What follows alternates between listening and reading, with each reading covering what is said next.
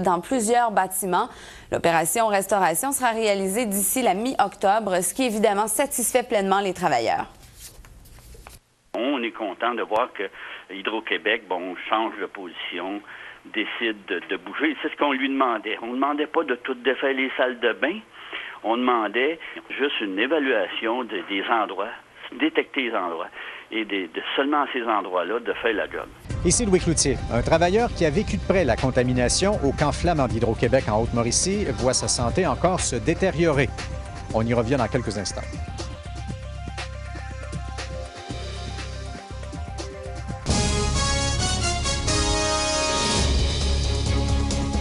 Des plaies aux jambes et aux pieds, un ex-travailleur du camp Flamand voit sa santé se détériorer.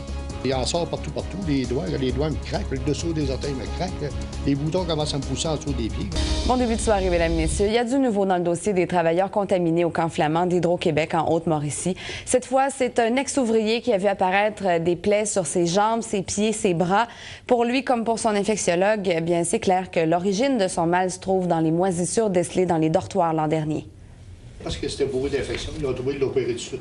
Ce n'est pas tellement joli à voir, c'est de quoi Patrick Tremblay, qui a séjourné 6 mois au camp Flamand l'an dernier, est maintenant affligé. Là, ça me monte après les jambes partout. J'en ai sur ses mains, j'en ai partout, j'en ai ici, j'en ai là. 5 autres travailleurs à des degrés divers souffrent du mal du camp Flamand, une microtoxicose confirmée par un spécialiste en infection de l'Université McGill. Puis quand j'ai rencontré le docteur Loujarque, lui, il est arrivé puis il a checké ça, il a dit c'est de la moisissure. Le député adéquiste de Champlain s'intéresse au sort de ces travailleurs et s'applique à faire pression sur la CSST pour qu'elle se penche au plus vite sur leur cas. Ma première étape, c'est vraiment la CSST, mais je n'exclus pas de poser des questions en chambre. Une première audience de la Commission des lésions professionnelles est prévue pour décembre, mais comme les travailleurs malades étaient d'abord et avant tout employés par des entrepreneurs privés sur les chantiers rapides des Cœurs et Chute-à-Lard, ils exigeront qu'Hydro-Québec n'y soit pas représenté. Ils n'ont pas d'affaires là, pantoute, Hydro-Québec. C'est pas... Hydro-Québec, là, eux autres, là, ils jouent le game, ils jouent le jeu.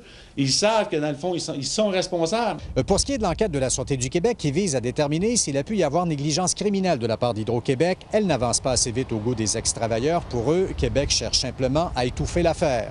Au camp Flamand, on avait restauré les dortoirs infestés de champignons l'an dernier. Devant l'insatisfaction générale, on vient de compléter celle aussi des salles de bain et des aires communes. Il y a tout lieu de croire que c'est en train de s'assainir. Écoutez, au niveau des chambres, là, il n'y en a plus de problème.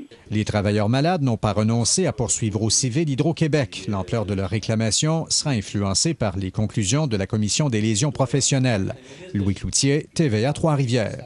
Que le CLSC est aux prises avec un problème de moisissure et Maryse, la situation est préoccupante.